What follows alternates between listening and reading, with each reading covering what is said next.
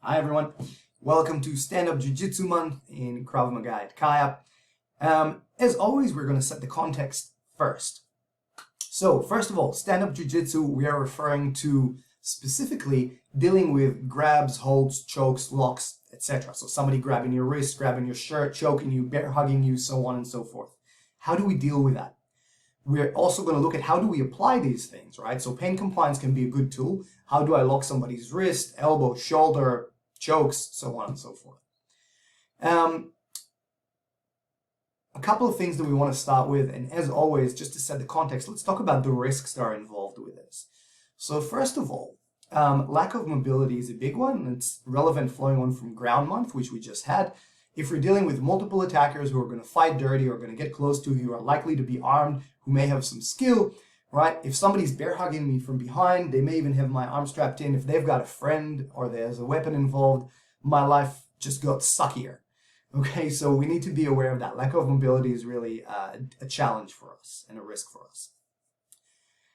There's a sliding scale in the context of use of force for this, which we'll cover in a separate video.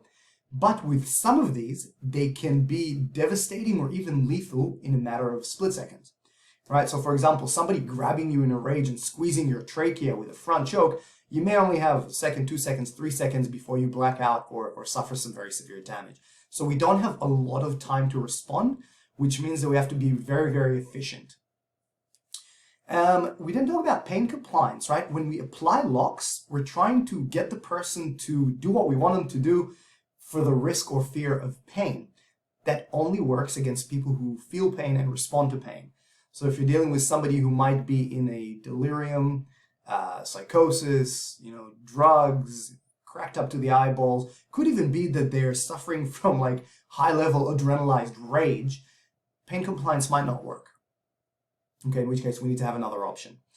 And lastly is that idea of fine motor skills, right? A lot of the more technical jujitsu escapes, right, rather than somebody grabbing my wrist and me punching him in the face, right, involve maybe using leverage or some more technical solution for getting out.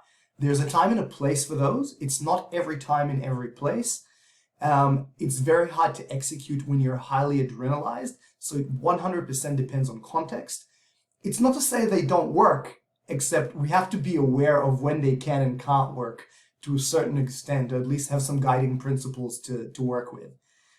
So keep that in mind. We'll talk about a few other things as we go along. It's going to be a lot of fun. Come on down.